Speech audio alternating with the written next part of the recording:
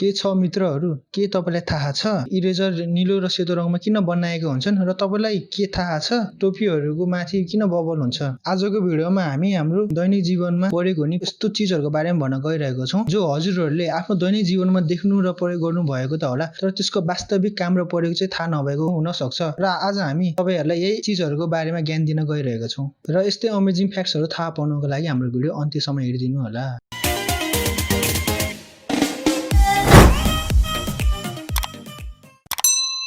मित्रहरू, तपाई हामीले हाम्रो डेली लाइफमा युज गर्ने सामानहरुमा केही यस्ता चीजहरू हुन्छन् जसको वास्तविक युज के हो हामी धेरैलाई थाहा नहुन सक्छ र हामीले यसको काम जे होला भनेर सोचौं त्यो भन्दा फरक हुन्छ। फ्याक्ट नम्बर 8 मित्रहरू, तपाईहरुले स्केल प्रयोग गर्दाखेरि त्यसको टाउकोमा एउटा सानो पाल त देख्नु भएको होला। तपाईहरुले यो पाल चाहिँ म्याथमेटिक्स ड्रइङहरुमा सर्कल बनाउनको लागि राखेको होला भनेर सोच्नु भएको होला, तर म यदि यो चाहिँ सर्कल बनाउनको लागि नराखेर अर्कै युजको लागि राखेको हो भने तपाईहरुको दिमागमा कस्तो सोच आउँछ कमेन्ट गरेर भन्नु होला। यो पाल चाहिँ सर्कल बनाउनको लागि नभएर भित्ताहरुमा झुन्डाउनको लागि बनाइएको हो। स्केलहरु लामो हुन्छ त्यसैले यसलाई भित्तामा अड्काएर राख्नको लागि यो पाल बनाइएको हो। फ्याक्ट नम्बर 7 मित्रहरू, तपाईहरुले सानोदेखि अहिलेसम्म धेरै सुजहरु लाउनु भयो र धेरै सुजहरु अहिले पनि लाउनु हुन्छ होला। त्यो सुजमा एक्स्ट्रा होलहरु पनि राख्छन्। तपाईहरुलाई के थाहा छ त्यो एक्स्ट्रा होल किन राखिएको हो? तपाईहरुलाई लाग्न सक्छ त्यो एक्स्ट्रा होल चाहिँ जुत्तालाई टाइट गरेर बाँध्न मिलोस् भनेर राखिएको होला भनेर सोच्नु भएको होला, तर तपाईहरु रङ सोच्दै हुनुहुन्छ मित्रहरू। यसको युज चाहिँ यदि तपाईहरुको जुत्ताभित्र पानी पस्यो भने पानीहरु चाहिँ त्यो पालबाट बाहिर निस्कियोस् र अर्को यसको युज भने चाहिँ के हो भने तपाईहरुको जुत्ताभित्र एयर सर्कुलेसन राम्रोसँग होस् र तपाईको मोजा नगनाओस् भनेर यो होल राखिएको हो। फ्याक्ट नम्बर 6 मित्रहरू, तपाईहरुले सानो हुँदादेखि ठूलोसम्म थरीथरीका विभिन्न टोपीहरु लगाउनु भएको होला। जाडो महिनामा भक्कु टोपी, गर्मी महिनामा क्याप टोपी त लाउनु भएको होला, तर त्यो टोपीहरुको माथि एउटा बबल पनि हुने गर्दछ। तपाईहरुलाई थाहा छ त्यो बबल किन त्यहाँ राखिएको हो? त्यो बबलको असली वास्तविक युज के हो भनेर? त्यो बबलको कुरा गर्नु पर्दाखेरि पुरानो जमानामा जहाजमा काम गर्ने मान्छेहरू सानो सानो रूपमा बस्न पर्थ्यो, त्यसैले माथि नठोकियोस् भनेर जहाजको मालिकले आफ्नो कामदारहरूलाई बबल भएको टोपी गिफ्ट दिएका थिए। पछि आएर त्यो बबल टोपी यति पपुलर भयो कि विभिन्न टोपी कम्पनीजहरूले त्यो बबललाई आफ्नो टोपीमाथि लगाउन थाले र यसरी यो बबल अहिले फेसनको रूपमा पनि युज गरिन्छ। फ्याक्ट नम्बर 5 मित्रहरू, तपाईहरुले मेजरिङ टेप त देख्नु भएको होला र कसैले त युज पनि गर्नु भएको होला। त्यो मेजरिङ टेपको एन्ड हुकमा एउटा सानो पाल हुन्छ, तर त्यो सानो पालको वास्तविक युज के हो के तपाईहरुलाई थाहा छ? तपाईहरुले लाग्न सक्छ यो पाल चाहिँ भित्तामा अड्काउनको लागि बनाएको होला, तर तपाईहरु गलत सोच्दै हुनुहुन्छ। यो पाल भित्तामा अड्काउनको लागि नबनाएर यो पाल चाहिँ कुनै पनि वस्तुहरु मेजर गर्दाखेरि कुनै किल्लामा र कुनै हुकमा अड्काएर मेजर गर्न सकियोस् भनेर यो पाल बनाइएको हो। यसका साथै यसको एन्ड हुकमा दाँत जस्तो धारिलो एज हुन्छ।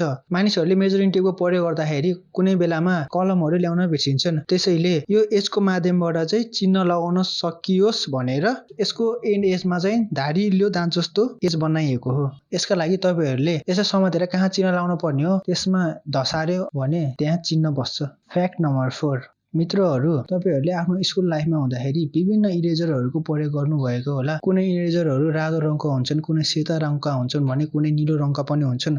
र तपाईहरुलाई थाहा छ यो इरेजरहरू किन रङ्गी बिरङ्गी बनाएका हुन्छन्? तपाईहरुलाई लाग्न सक्छन् यो जस्ट एउटा फ्यासन मात्र हो, यो बाहेक यसको अरु कुनै महत्त्व छैन, तर तपाईहरु गलत सोच्दै हुनुहुन्छ मित्रहरू। मित्रहरू, तपाईहरुले कुनै इरेजर आधी नीलो र आधी सेतो भएको पनि देख्नु भएको होला। यो इरेजरहरू किन आधी सेतो र आधी नीलो बनाएका हुन्छन्? सेतो भागले चाहिँ तपाईहरुले लेखेको सामान्य अक्षरहरू मेट्नको लागि बनाएको हो भने नीलो भाग चाहिँ तपाईहरुले मोटो मोटो बाक्लो ड्रइङ पेपरहरुमा ड्रइङ बनाएको बेलामा मेट्नलाई सजिलो होस् भनेर बनाएको हो। किनभने सेतो इरेजरले मेट्दाखेरि राम्रोसँग नमेटिन सक्छ र इरेजर फैलिन सक्छ, त्यसैले मोटो पेपरमा बनाइएको ड्रइङहरु मेट्न सजिलो होस् भनेर नीलो इरेजरहरु बनाइएको हो। फ्याक्ट नम्बर 3 मित्रहरू, तपाईहरुले प्रयोग गर्ने कापीमा दायाँ र बायाँपट्टि रातो मार्जिनहरु त देख्नु भएको होला र हामी स्कुल पढ्दाखेरि के भनिन्थ्यो भने दायाँ र बायाँको रातो मार्जिनहरु छोडेर लेख्न लगाइन्थ्यो। कुनै बेला चाहिँ एक्स्ट्रा नोट्सहरु र क्याल्कुलेसन र रफहरु पनि लेख्थ्यौं र हामीले सधैँ लाग्थ्यो यो चाहिँ सिर्फ अक्षरहरु राम्रो बनाउनको लागि भनिएको हो भनेर, र तपाईलाई पनि यही लागिरहेको होला। र तपाई र हामी दुवै जना गलत छौं मित्रहरू। र यसको वास्तविक युज चाहिँ के हो भने हामीले यो कापीमा लेखेर भइसकेपछि स्टोर गरेर राख्छौं र त्यति बेलामा मुसाहरुले यसलाई खाएको बेलामा दायाँ र बायाँको भाग खाए पनि बीचको शब्दहरु चाहिँ जोगियोस् भनेर दायाँ र बायाँपट्टि रातो मार्जिनहरु बनाइएको हो। त्यसैले गर्दा मित्रहरू बुकहरु प्रिन्ट गर्दा पनि दायाँ र बायाँको भाग छोडिएर प्रिन्ट गरिएको हुन्छ। मित्रहरू तपाईहरुले कम्प्युटर त प्रयोग गर्नु भएको होला र अहिलेको यो 21औं शताब्दीमा कम्प्युटर भने एकदमै नभई नहुने चीज हो। अफिस, स्कुल, मिलिट्री, डाक्टर जताततै यो कम्प्युटरको प्रयोग हुने गर्दछ। र तपाईहरुले याद राख्नु भएको छ कि छैन कम्प्युटर र ल्यापटपको कीबोर्डको एफ र जे कीमा चाहिँ तेर्सो परेको निशान हुन्छ र यो निशान त्यहाँ किन राखिएको हो, केको लागि राखिएको हो तपाईहरुले अचम्म लाग्यो होला। र तपाईहरुले टाइप गर्दाखेरि कीबोर्डमा नहेरिकन स्क्रिनमा हेरेर टाइप गर्नुपर्ने हुन्छ। त्यस्तो बेलामा तपाईको हातको औंलाहरू कुन ठाउँमा छ भनेर महसुस गरेर टाइपिङ गर्न सजिलो होस् भनेर यो लाइनहरु बनाइएको हुन्छ।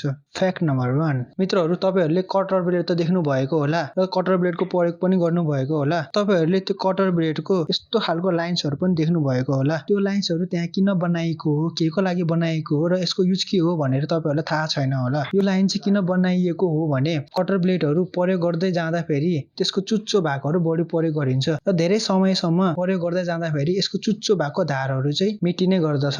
त्यसैले ब्लेडलाई भाँचेर प्रयोग गर्न सकियोस् भनेर यो लाइनहरु बनाइएको हो। भाँचिसकेपछि नयाँ निस्किने भाग चाहिँ धारिलो हुन्छ र यसले नयाँ जस्तो काम गर्छ। मित्रहरू तपाईहरु अन्य कुनै फ्याक्टहरु जान्न चाहनुहुन्छ भने कमेन्ट गर्नुहोस्। अब आउने भिडियोहरुमा हामी त्यो फ्याक्टको बारेमा भन्ने छौं। मित्रहरू यो भिडियो अन्तिमसम्म हेरिदिनु भयो यसको लागि धेरै धन्यवाद र यस्तै अमेजिङ क्रेजी फ्याक्टहरु अझै हेर्न चाहनुहुन्छ भने हाम्रो च्यानललाई सब्स्क्राइब गर्न नबिर्सिनु होला र छेउमा रहेको बेल आइकनलाई पनि थिच्न नबिर्सिनु होला र हाम्रो भिडियो राम्रो नराम्रो कस्तो लाग्यो कमेन्टमा प्रतिक्रिया जनाउनु होला र यसका साथै लाइक, कमेन्ट एन्ड शेयर गर्न पनि नबिर्सिनु होला। धन्यवाद।